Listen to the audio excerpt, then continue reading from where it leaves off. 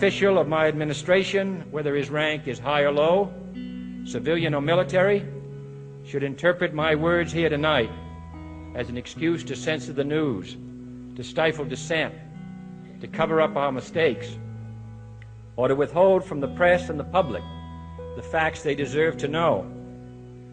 For we are opposed around the world by a monolithic and ruthless conspiracy that relies primarily on covert means for expanding its sphere of influence, on infiltration instead of invasion, on subversion instead of elections, on intimidation instead of free choice, on guerrillas by night instead of armies by day.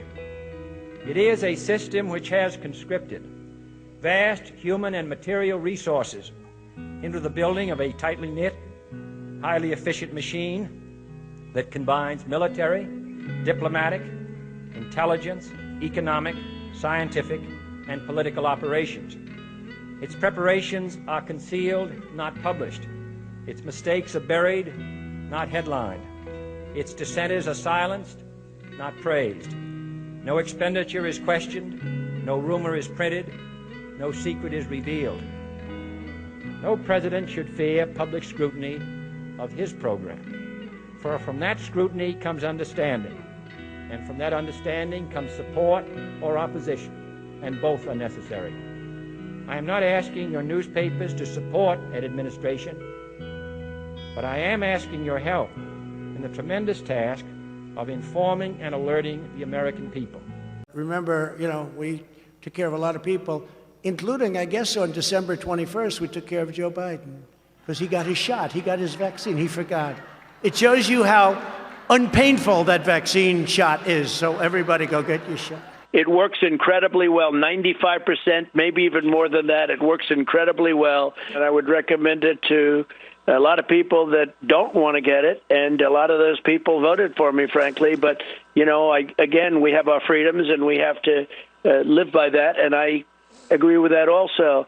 But it's a great vaccine, it's a safe vaccine, and it's something that works. I recommend you take it, but I also believe in your freedoms 100%. When you have the vaccine, people that do, and it's a very small number relatively, but people that do get it get better much quicker. And it's a very important thing to know. They don't get nearly as sick, and they get better. Lindsey Graham's an example. He said, if I didn't have this vaccine, I would have died. And you know what? I believe totally in your freedoms. I do. Bree, you got to do what you have to do. But I recommend take the vaccines. I did it. It's good. Take the vaccines. But no, that's okay. That's all right. You got your freedoms. But I happen to take the vaccine. The vaccines do work, and they are effective. And here's my thing. I think I saved many. I don't think. I know. I saved millions and millions of lives throughout the world. We could have had another Spanish flu. We could have had, in 1917, close to 100 million people died, they say. But it was really bad. And now other countries are using our vaccines, and, tremendous. They're tremendously successful. You're playing right into their hands when you sort of the vaccine. If you don't want to take it, you shouldn't be forced to take it. No mandates, but take credit because we saved tens of millions of lives. Take credit. Don't let them take that away from you. Okay, so the president made news. Do you agree with that? Right? Both the president and I are vaxxed, and did you get the booster? Yes. I got it too. Welcome back. It's been a little while for us, but we're getting back on the wagon here. But hopefully, you guys, watched that first little segment there. We wanted to get you guys some info before we did get started here. But this is Coincast Unleashed, and we've got a good little segment here for you today. We're going to get started, and actually, this is going to be part of a series. So we're going to be diving in, doing a little bit of a deep dive, doing some more informational stuff for you guys. But you can see by the title a little bit about what we're going to be talking about today, if not most of what we're going to be talking about today. And we're going to get started here. So what's first on our agenda here? Well, I think probably one of the things I really want to cover is first of all, we are on New Year's Eve. Yes. We're doing this together here with Caleb. And I want to harness this with it in a standpoint that what we're going to discuss here now has actually been playing out over the last week and a half with all the different things that obviously, the former president was covering with the different events in Houston and Dallas, I believe it was, yes. And obviously prior to that. But to be honest with you, it struck a chord when he first came out in, and I think it was back in October, really, when I started seeing this information. So, I'm glad that I've had this week and a half or so, right, to kind of like decompress and analyze, reevaluate, and go, okay, really, put some real clear thinking behind it. And but especially wrapping up that last video there, the reality is I think we're dealing with a Stockholm syndrome. Yeah. Yep. And if you don't know what Stockholm syndrome is, it's basically when you have an emotional response. You can see it here if you want to take a quick look at it, but it's basically you get an emotional response to your captor, your abuser per se. And that can be in many factors. A lot of times you'll see it with kidnappings. Right. You'll see it with different factors there where you form a bond with those people. Yes. So, that we're using a little more of a broad sense, I guess, not necessarily in that criminal sense, but maybe some other sense, that way play around the YouTube algorithms per se with how we're wording it. But yeah, you guys get the idea, you can kind of see where we're going with that. But I believe that we could be dealing with a case like that, and you can see it in the title of this this yeah. episode. So and we want to start off too. I voted for Trump in 2020. 2016, I was 18. I could have voted. Did I? No. I was in college, so I wasn't too concerned with it at that point. But no, 2020, I voted Trump. I've been a supporter since 2016, pretty much. We've talked about that briefly on other episodes as well. So, right. What has been sort of your stance in all of this? Oh, absolutely. I can recall when Trump came down the escalator with his wife. I followed this. I followed all of the election process that went through for 2016 and 2020. I would say I've easily seen over 80% of his speeches. Okay. I was certainly impressed with the man of the fact that, especially in 2016, that the level of, he only had a small group to work with, from his political operation. But the fact that he was crisscrossing the country and, putting these speeches together and having, 5, 10, 15, 20,000 people come out to the events. And I mean, especially in 2016, he knew what was at stake there. Right. Right. And to be, even the final day, Hillary is like sleeping somewhere. And it seems to be something that's standard in the Democratic Party. But anyways, and here Trump was out. I mean, at 1:00 in the morning, he was flying into Michigan to do an event. Right. Right. He was on the ground the whole time through and I remember that because, they thought they had it in the bag, and little did they know what was coming on Election Day, right? So, right. And he was literally coming out and speaking the people's language, right? There was no hesitation. He was calling a spade, and so that's what ignited. The people's interest in him. And I know there was a lot of people, including myself, going, originally when he was coming out and coming down the escalator and announcing that he was going to be running for president, we'd already seen that prior to that. So, in my view, there was hesitation. Is this just a marketing op, right? Because he's done that a couple times, prior to that, obviously. And, you look back at the history. And so I'm thinking, okay, but, the guy grew on me. Yeah. And that was the reason why I wanted to make sure, listening to his speeches and all this stuff. And so I was also a financial supporter. Okay. Right. Of Donald Trump. And if it wouldn't have been to the level that he played and going, putting everything that he had into it, right, and doing what he did, I don't believe that we would have seen the outcome that we did, because it was overwhelming because of what he brought to the Republican Party, and the fact that he was able to get the base engaged and bringing more people on that weren't necessarily Republican, but seen the writing on the wall, right?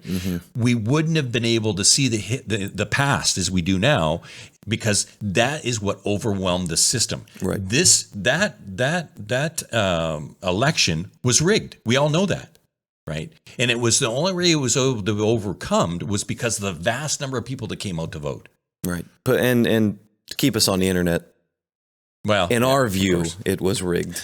In our view, it was rigged. Yes. Okay. We have no facts to base that, but in our view, yes, I believe. But so. I think he came out and said, something seems to be a little wrong. Well, but anyways, there's a plenty of research going on, right? We want to make sure you guys see this video. but that also being said, yes, right? We know in 2020, right, there was something, because he then went out and did it again. And they knew that something was up, so they knew they had to get the people engaged, right, to overwhelm it again. Right. And I think what we're seeing now, and you can apply that thinking to the video you just saw, the last one with all the the vaccine recommendations. I would take all this. Now he's not. If Trump was our president currently, I don't think we would see nearly the mandates and pressure to go get this vaccine that we're seeing now, especially with the Biden administration. But at the same time, that courage and that push and that strength that we saw in 2016 from Trump, from boots on the ground, from making things happen, getting out there, pushing harder and harder, we're not seeing that now, and I think we need to. We're not seeing, we're kind of seeing a more laid back, reserved Trump in a sense. And that's the reason why we're doing this episode now, right? Is because just like what Kennedy in the intro here, he literally said, right, we have to be held accountable, basically in his, and those words are coming through, way back from, what was that, 1960 or between 55 and 60, wherever that time period was that he gave that speech. And I think that's a very powerful, and if you can see the whole speech, then by all means, we recommend it, and that's why we've got it included in here. But the issue is now is that we have to hold our officials accountable. Right. We have to hold the people that are representing us accountable, including President Donald J. Trump. Yeah. And that's what this is. It's not about any of the press stuff. I'm acknowledging that.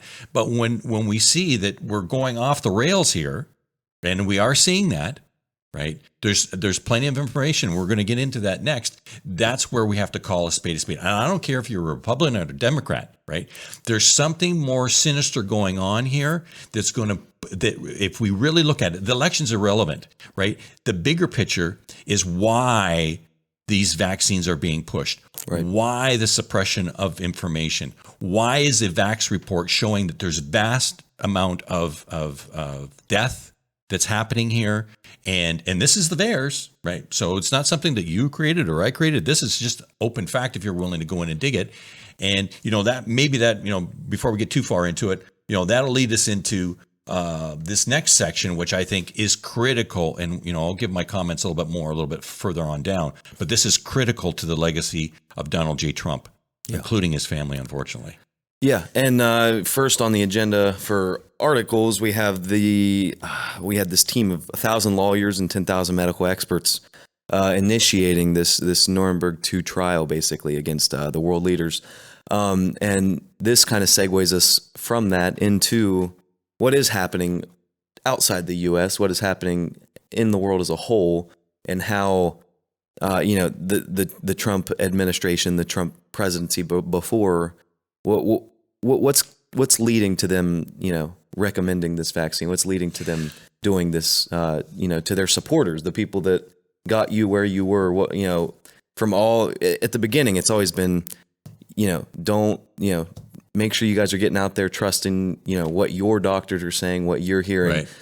You're not getting that much of a choice anymore. So no, the censorship level is just off the hook. I mean, look at even the president. And so that should be a wake up call to our president, Donald J. Trump, former, right? right? That, hey, wait a second. If you're being censored, is it possible that any of these scientists, any of these doctors, any of these nurses that have been out there have been censored? And they've got documentation and data now confirming what's going on here. And hey, it's not just... Yeah, we'll give him a look there. Yeah, here's a prime example here, right? Like you just opened up with, a team of 1,000 lawyers and 10,000. And that's worldwide now. I want to make this very clear here. Yeah. Right. This gentleman here specifically, and I believe it's is led by Dr. Reiner F.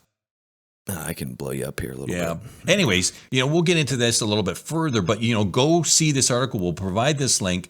Yes. But they are after this hits every area of the Nuremberg Code. If anybody doesn't know, Dr. Reiner Fuellmich. Yes. If anybody doesn't know anything about the Nuremberg Code, they must research it, because this was something that happened after World War II and prior to World War II. Never anybody that was anybody would never have thought the level that they would have had to go to, and that's the reason why the Nuremberg Code was created in the first place.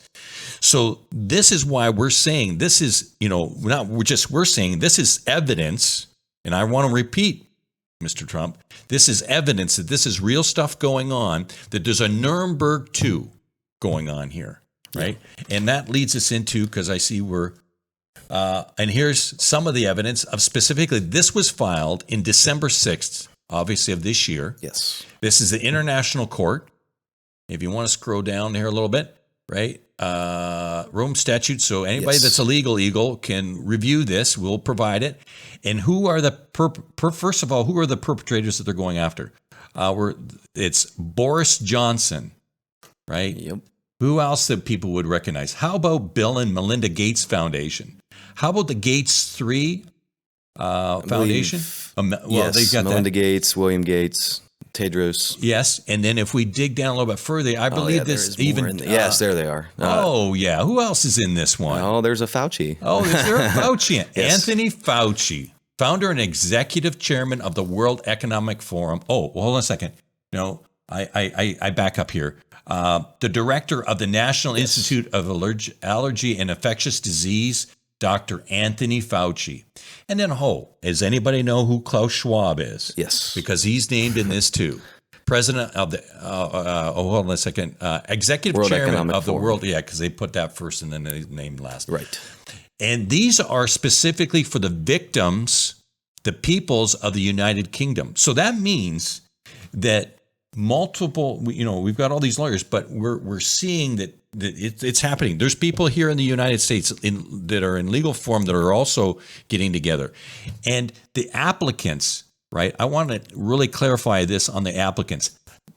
I'll let you read on that one. Yeah, we have Hannah Rose, and she's kind of the main headline here, and we can see, we'll show you here briefly after the fact that we did get confirmation from the court that they received this plea.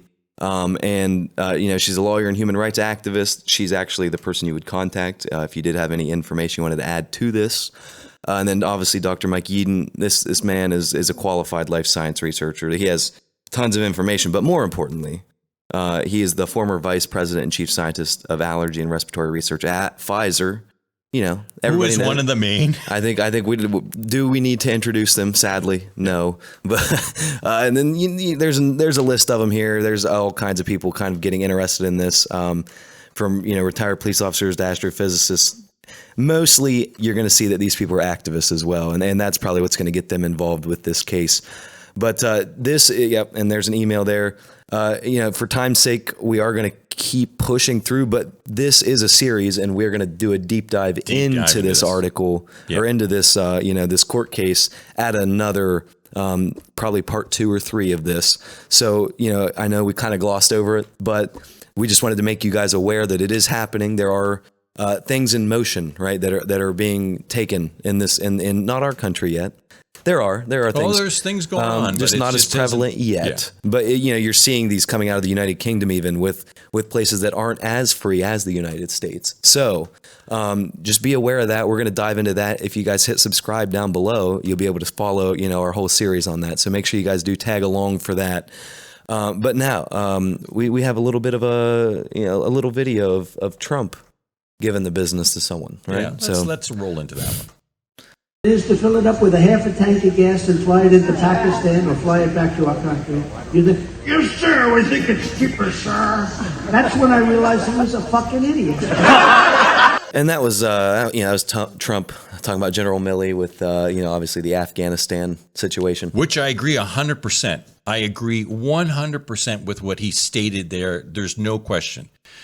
But the unfortunate thing is, is that we all can be idiots at times. Right. Oh, I learned that this week. No. Okay. Right. So, but here's the unfortunate thing with President Trump, and I'll state this right now. I really do believe right now at the level that he's crossed the Rubicon. We've already shared, he's doubled, tripled down, even with Candace Owens. Right. Right. And the evidence is out there. So clearly the advising that he's receiving is incorrect. Mm-hmm. Or it's just part of the deep state doing what they do best to manipulate. Now, it's possible that he is under some extreme duress. I can appreciate that. Yeah. I certainly would not want to trade shoes with this with President Trump. Right. But at the end of the day, he is still the representative of the people, whether he's in office or not in office. He could right now, have brought this to a quick conclusion, right? Right. Had he just come out and said, you know what?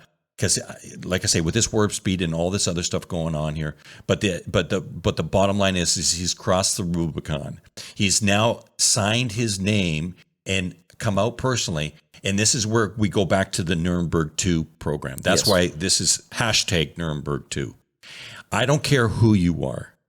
I don't care whether you're a doctor or whatever, but if you are actively involved, knowingly pushing this, and I don't understand why, as educated as Trump is, unless there's something to do with this Maxwell, trial that's going on and all this other stuff, then there's plenty of information we can potentially dive into, right? That's where his feet is being held to the fire on this, right? This is he has to be held accountable, including in a Nuremberg trial. Right. Yeah. And, I'm going to play a little bit of good cop, bad cop with you. Dave, that's the whole point of this. Somebody's got to do it. Yeah.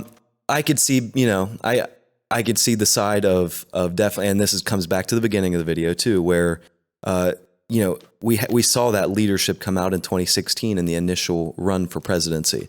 We're seeing now, you can have differing opinions, right? If whatever you want to see it as, if Trump wants to go take a vaccine and then recommend it to people, not a big fan of it, right? And it's dangerous, especially to the people that, his base is not that. And I understand as if you're going to try to be a man of the people, you want to try to, target all your bases, all the bases, and try to bring people together, right? That's what this is all about.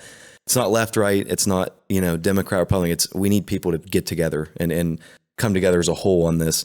And the one thing I can give him applaud on is that he's not saying he is recommending the vaccine, right? But he's not going out and forcing people to do it like the administration is now. Right. And after everything, he is saying, you guys have your freedoms, which in my opinion is him. We don't. Well, right. But in my opinion is him saying, I'm recommending this, but remember, if I was in office, you would still have your freedom of choice. Hopefully, we don't know. That's a big if at this point, right? We have no idea. But I think it is dangerous for him to come out just because I think he's got this sense of I pushed warp speed. I put it out there. And he's pushing out on the people that the people were part of the warp speed thing. Right. And so I think he's kind of got this sense of like, this is my baby. I want it to work. But really, and we saw it in the Alabama rally that he had. He said, you guys will be the first ones to know if it's not working. This was in August of last year. Right. Or this year, sorry. This year. Well, guess what? It's not working. It's not working. We're seeing, breakthrough children cases. Are dying.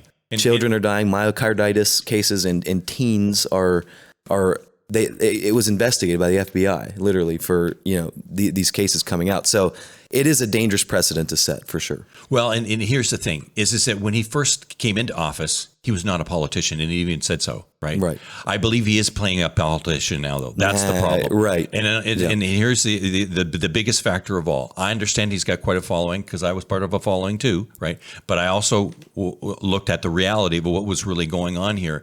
And at the end of the day, he's got this mass following of Republicans and other individuals that are following as well, whether you're in the middle or you're libertarian or whatever it is you want to call them, right?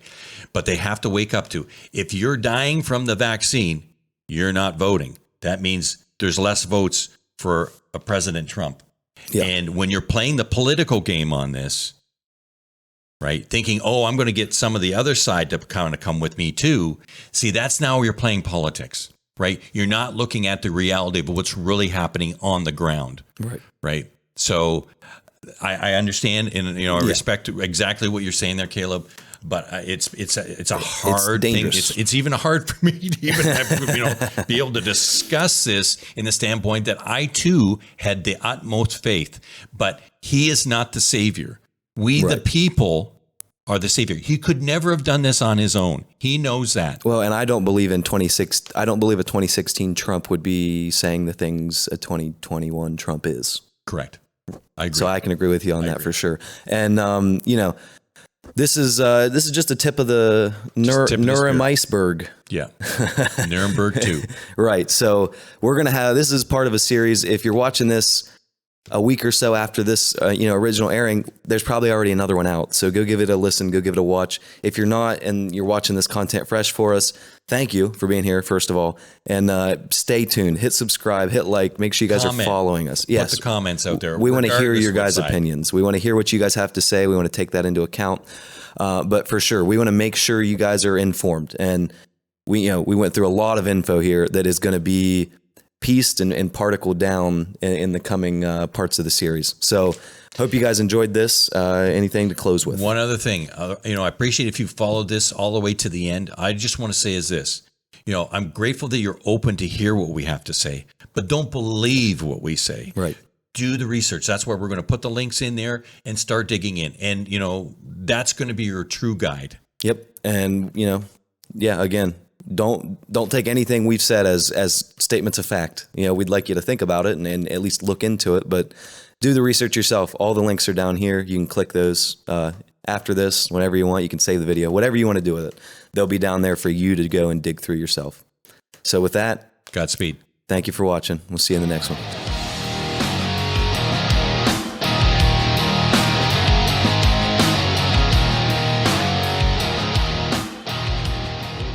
No official of my administration, whether his rank is high or low, civilian or military, should interpret my words here tonight as an excuse to censor the news, to stifle dissent, to cover up our mistakes, or to withhold from the press and the public the facts they deserve to know.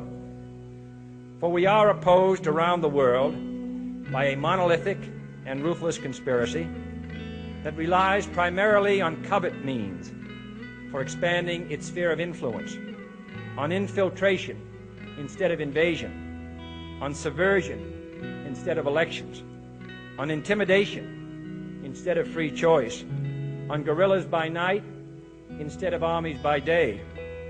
It is a system which has conscripted vast human and material resources into the building of a tightly knit, highly efficient machine that combines military, diplomatic, intelligence, economic, scientific, and political operations.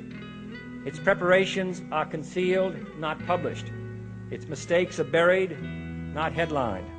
Its dissenters are silenced, not praised. No expenditure is questioned, no rumor is printed, no secret is revealed. No president should fear public scrutiny of his program, for from that scrutiny comes understanding, and from that understanding comes support or opposition, and both are necessary. I am not asking your newspapers to support an administration, but I am asking your help in the tremendous task of informing and alerting the American people.